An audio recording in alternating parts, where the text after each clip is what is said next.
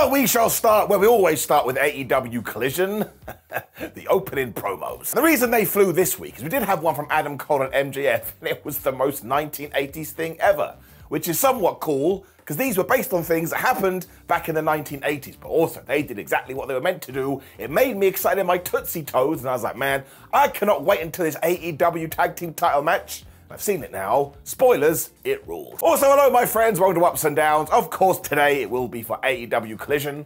If you're saying to yourself, Simon, why is it called Ups and Downs and not like AEW Review? Well, I'll tell you why, because it's weirder. I decided to take my hand and just wiggle it around. Some people get mad, and some people are very nice about it. That's why I'm going to do this too. I'm already wearing a hat. I'm going to ruin the microphone here, I don't care. And I'm going to put my head up, hood up. You can't stop me. We weren't mucking around either because our first match was Andrade taking on Buddy Matthews. And while people were like, oh, it's a ladder match, it wasn't a ladder match. It was a, I'm going to try and kill that other guy match. It also was the most sports entertainment thing ever because they were trying to get a mask that was hanging in the sky. And I wanted to say to Buddy Matthews, look bro, you should probably just give it back to Andrade and then turn to Andrade and go, look bro, just go get another one. It's not worth it. And I know so many people go, oh, there's too many ladder matches these days. And you are totally right. We are kind of running it into the ground. But as ever, they just gave us everything. I don't see how you can be mad at it. But Andrade just climbed a ladder and moonsaulted off of it in around about the first 39 seconds. And he was getting other ladders. He was just putting them all in the ring. I was like, where the hell do they all come from? Matthews then got hurled into this mess, but man, when Andrade went for the double knees, Buddy got a ladder and he threw it right into his face. And I was like, what are you doing, Buddy Matthews? Your name is Buddy. You're meant to be a friend, you're meant to be a pal, you're meant to be a loved one, you're meant to be a Care Bear. But no, he was none of these things, and he was the harbinger of doom. I mean, it got so bonkers, at one point, Buddy went to the damn doctor, who snapped his shoulder back into place. Now look, either one, this was just a nice little story beat we put in there, or two, it was damn real, because I heard Buddy Matthews scream here. I was like, man, well, if that's not legit, it's some damn good selling. During this point as well, Andrade started to make a ladder bridge, and even though at one point, they all got DDT'd onto this mess, that's right, eventually Matthews was up in the air, and where did he land? On the ladder bridge. And we got this sunset flip powerbomb. I need someone to get in touch with me and tell me how wrestlers are able to walk after this. I mean, their poor backs must be screaming out, why? Why do you do this to me? And then about 24 hours later, they just go do it again. It just became a murder match after a little bit when Julia Hart, I think, realized, man, I think my guy's gonna get in trouble here. So she produced some handcuffs, and yeah, they handcuffed Andrade to Rita the ring post. I was like, don't drag Rita into this. What has she done? Nothing. It then looked like Matthews was ready to finish him. But no, instead, Andrade just got a chair and went whoop, and he threw it right into his skull. And I suppose that panicked Julia Hart, because then she got in the ring and she was on Andrade's damn back. It's the back again. Mr. Tranquilo had also handcuffed Buddy Matthews at this point, so he just basically took Julia and threw her into Buddy Matthews as they went crashing through a table, and then yeah, he did get the mask. I was like, what's this really worth it, Andrade? Just to pretend to be Batman? I mean, it was for me. This was so damn entertaining, even though it was insane. Round of applause, giving it up. We were then gonna have a Miro promo, but instead of all the people, Aaron Solo turned up. He tried to whoop him. Now, this didn't work because Miro killed him. And my big question was just, hang on a second. A few weeks ago, didn't Miro tell us, oh my gosh, you're not going to believe the first person I'm going to have a feud with?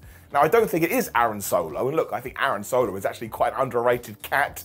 But this just has me totally confused. Where's the other guy? So I suppose we will get another squash match on next week's Collision, which is fine. But I also kind of feel like we're past the point now. Miro hasn't had a proper program in ages, and you have teased one. So while this isn't a massive deal, just want it now, you know? I'm like a child on Christmas Day. I'm like, or Batista, remember? Give me what I want. Therefore, because I am being impatient, it's getting it down. Like Nike, just do it. Which led us to Darby Allin's open challenge. I was not ready for this. Because at the start of the show, he had mentioned he wanted to fight with anybody. And of all the people, do you know who walked down to the ring? It was Repo Man. Of course, it wasn't Repo Man. I was very sad that it wasn't Repo Man. One day it will be Repo Man, and I can go crazy. But it was Minoru Suzuki, and this place lost it, obviously. I mean, this dude just gets everywhere somehow. We did tie into some history, because there have been in some Battle Royals. Don't forget, nobody loves Battle Royals more than AEW. And after Darby had done his crazy dive, his plan was, ha-ha, Minoru Suzuki, I'm going to try and outstrike you. So the New Japan legend was like, no, you're not. He smacked Allin and down he went. Surprise, surprise. Did they just boot with Darby in the head because he is crazy when Allin once again was trying to out-chop him? And I'll give you one guess to figure out what happened. And if you're going, oh, Darby Allin was really successful, no, he wasn't. Suzuki struck him back. Once again, he was on his ass. Suzuki also treated this like he was Sagat and he just wanted to fight in Street Fight because he was all like, ha, ha, ha, ha. At this point, he just kept battering him on the floor. And while I never actually thought he was going to win, this is why Suzuki is so damn good. He always makes an impact. And he was having such a good time, he was like, come on, Darby, what have you got? Which is when Allin did bust out a Code Red. That's the most 2023 wrestling thing ever, because never in my wildest dreams did I think Suzuki would be in that kind of a position. But then when he went for the coffin drop, Suzuki just caught him and was like, haha, I'm gonna kill him. It of course meant there was only one thing that Darby was gonna be able to do, which was the most devastating move in all of sports entertainment, the surprise roll-up. He got the 1, 2, 3, but I didn't mind this at all, even though we bring down the counter and we throw another 1 in there. It was just a fun out of nowhere match. This is the best way to do fun out of nowhere matches because I was just like, woohoo, hey, I didn't expect it. Just getting it up. It makes sense too because of course Darby Allin will be going after the TNT Championship at All Out, which is when out came Christian Cage and Luchasaurus. And as ever, Christian was like, man, so happy to be TNT champion. We're TNT champion. He's the best. Christian also said that he has brought prestige back to this title, which makes no sense, which is why it's wonderful. And Darby is never going to have it again. And actually, I think we'll get to Chicago, and Allin probably will win it. Makes all the sense in the world. It kind of sucks to be Luchasaurus because he's just in the background. I like the dinosaur. I don't think he gets his just due. But they got a quick video for Toni Storm versus Shida, which is happening on Dynamite 200 for the AEW Women's Championship. Toni Storm the whole time was basically like, man, you're an idiot, you're an absolute fool, and everybody hates you. And I was like, why does this feel so familiar to me? And I was like, oh yeah, it's like when I go home. I also kind of feel like with the 2 pay-per-views coming up, we're probably building 2 Storm versus Britt Baker, which is totally fine. When once again, AEW just decided to have some fun with names. Because it was Samoa Joe versus dun dun dun Gravity. Now for the second time in a week, this dude was just crushed. And while he did do some flippy dippy doodah stuff to begin with, when he went for one thing off the ropes, Samoa Joe just like, nope. And he walked away, but this time he did it like he was doing the moonwalk, which is what Gravity does. So that was it. I was laughing and I was like, man, even if they sit down and play chess for the next 5 minutes, I'm gonna give it an up. It's rare that we do this. I'm giving it an up halfway through the match. That's how much I enjoyed this spot. And there wasn't really much more to this either because Joe did hit the muscle buster and he got the 1, 2, 3. But what is the direction for Joe right now? Like he had all that Punk stuff and I guess we are gonna go back to it. But look, dude is always super over because he does stuff like this. Oh, I've already given it an up. I just realized that's the whole point. It was around this time too that I looked out into the crowd and do you know what I saw? Much to my absolute joy, a sign that said 2 + 2 equals potato. Somebody tweeted this at me as well and I did retweet it or X it, whatever the hell we're calling it now. The best part is my dad saw this and he messaged me going, what does 2 + 2 equals potato mean? And when I told him, I think he disowned me as his son, but I do not care. As always, this is one of the best signs because out of context, it makes no sense, which is kind of ironic. I love all of you and you are getting it up. And we then went right from the nonsense to the real serious stuff. Because here came CM Punk. Now, we have been teasing this for a while, but his whole promo was going to be about what was in his bag. And no, don't be that guy. That wasn't a euphemism. Punk also mentioned Wembley Stadium finally, and that maybe before the end of the show, we'd have some matches. And then nothing got announced. Now, look, I don't actually mind if you want to do the whole show and don't tell me one match. I don't think that's ever been done before. But AEW aren't going to do it. So yeah, we should probably get into some promoting. He then turned to Ricky Starks and was like, yeah, I get it. He has beaten me a couple of times, although he keeps cheating. When he was like, man, I'm the only adult here. I'm the only adult in the room, so let's get down to business. Because he went into his Santa sack and what did he reveal? That's right. It was his AEW World Championship, which he rightfully said, no one has ever beaten me for this. I earned it. And look, it's still got John Moxley's blood on it. I was like, Punk, that's not a good thing. Wash the damn belt. He also called himself the real world champion. And yes, I think around this time, we're at the anniversary of when Bobby Heenan said this about Ric Flair. And I don't think that's a mistake. When he got a can of spray paint out, and he put a massive X through it. Now, one, this ties into his straight edge lifestyle, which he is leaning back into, and let's face it, that is the best version of Punk. And two, it's going to separate this belt from the one that MJF has. So I just think that's really damn clever. He once again reminded us that nobody has beaten him for this championship, even if they are walking around like big time Charlies. When Ricky Starks walked out and said, listen, I'm going to talk to you, But before I do that, I'm going to go in the back, I'm going to come out and do my full entrance, and we're all going to pretend you haven't seen me yet. So straight away I was like, man, I don't know who decided to take Ricky back to this kind of a character. It was totally the right move. He also used wrestling maths here because he was like, oh man, you think you're a world champion now? Well, I have beat you twice, which means I should be facing you for that title. And amazing, CM Punk was like, okay, I get that. Ricky Starks was like, okay, good. And this is going to happen on next week's Collision. Oodalally. For some reason, we then got into this obsession of having a special guest referee, I suppose because Starks does keep cheating. And CM Punk had anticipated this, so he was like, all right, well, Tony Schiavone here, and he's going to tell you, and it is none other than Ricky the Dragon Steamboat. Now, once again, we're going to go back to our numbers, because one, this does tie into something that CM Punk did years and years ago in Ring of Honor, but also, two, Punk, what are you doing? Have you not seen the obvious thing here? Ricky Starks, Ricky the Dragon Steamboat. Rickies are always going to stick together. But you do have to say fair play to everybody involved in this, because I am so damn intrigued. Now, I imagine CM Punk is going to win, but the championship is on the line. I mean, is it a real championship, or are they just pretending that it's a real championship? Love him or hate him, CM Punk is doing some good story work right now, and I'm absolutely going to tune in. I mean, I would do anyway, but this gets me more excited about it. I am giving it an up. We then just had the best video package focusing on MJF and Adam Cole, and they are one of the best things in wrestling right now. When we had a totally random match, because it was Bullet Club Gold taking on Action Andrade, Darius Martin, and Vikingo.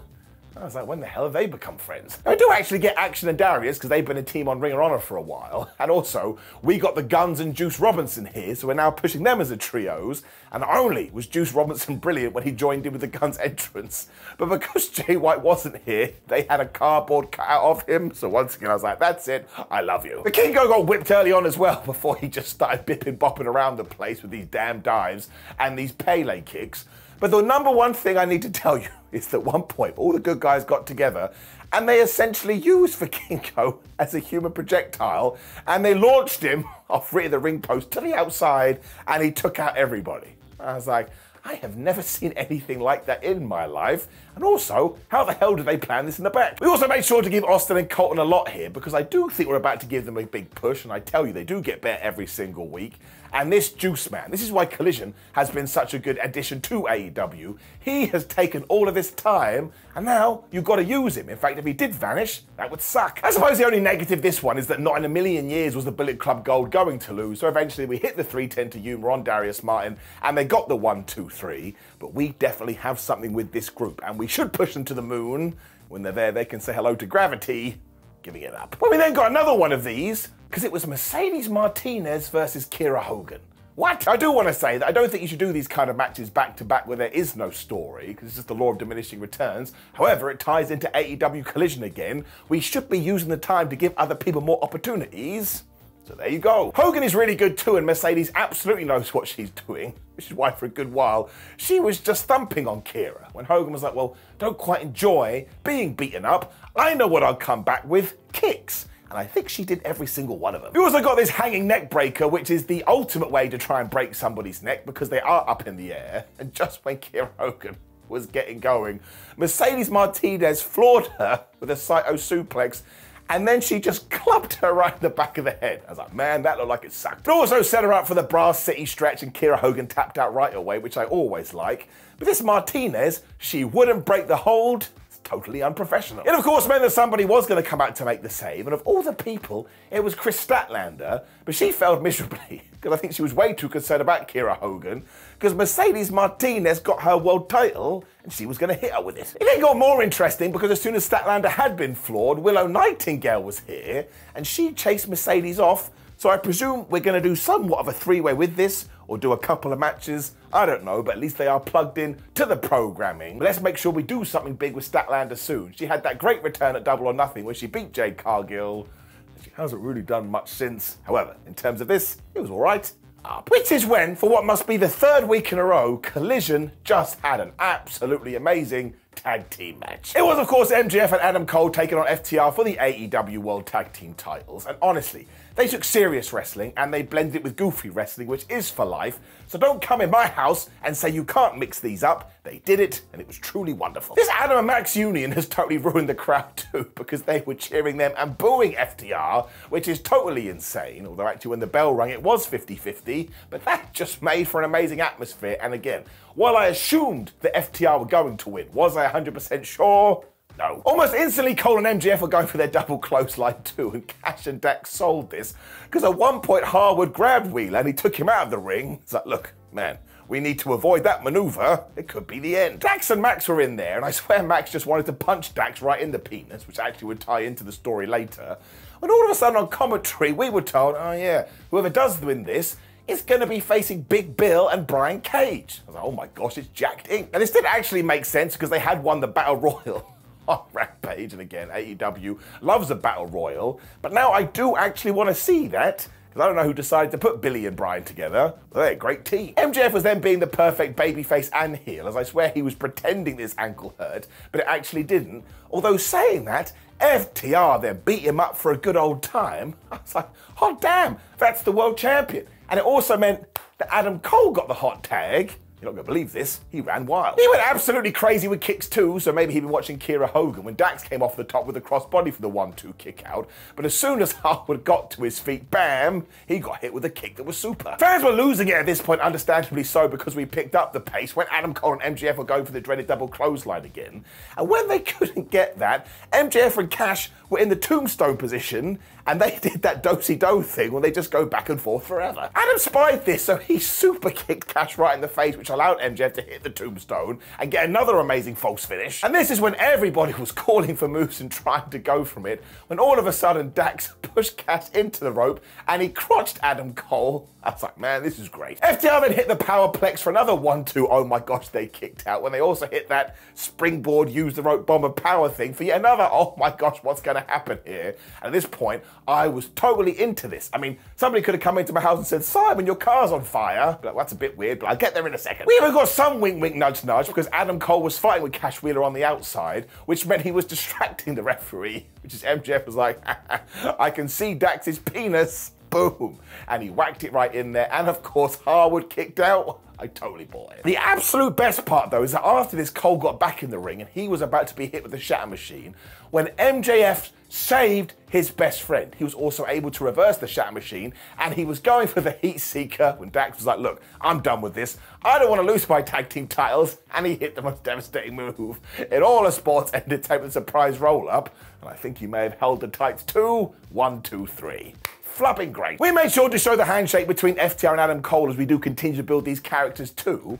Although afterwards, Maxwell was in the corner and he was totally distraught. He could not believe that he had lost this for his team. Adam was the best guys ever and he was like, no, we win together and we lose together. And when he turned his back on Friedman to kind of sell out to the crowd, all of a sudden, because this is instincts, MJF picked up the belt and he was going to clobber Adam Cole. And look, Cole could hear the fans. He was like, well, if this is my fate, I should have known. I mean, I did get into bed with MJF, but at the last second, he put the title down. They turned around. They stared into each other's eyes. You could feel their hearts come together because they are in the greatest relationship of all time. And they hugged. I didn't even care, man. I had water coming from my seeing devices. I was like, this is even better than winning the World Tag Team Championships because you are friends. So AEW must have seen what's going out there in social media land because everybody is into these guys. And what we do now, I don't know. But we should keep them together until it has run its course. And it makes me so excited to see them on my television because now, not only is it good vibes, like I say, it's love. And what's better than love? Money. That was a joke. It's not true. But the point is this. It doesn't just get an up. It's a golden up. It was a great match. And the aftermath, my word, this is what pro wrestling is all about. One more round of applause. Which did indeed bring us to the end of AEW Collision. And look, I agree with you. It is one of the best wrestling shows on TV. And it feels totally unique, which is good, given how much programming there is at the moment. Giving it an up. Now please do leave a comment below and let me know what you thought about this show too, and then click the video on the screen, which is ups and downs for Smackdown. We can get into some bloodline stuff. Then you can like the video, share the video, subscribe, that's the thing, whatculture.com. We're on social media, including X. It's gonna take a while to get used to. I hate it so damn much. Have a great day. I will see you throughout the week.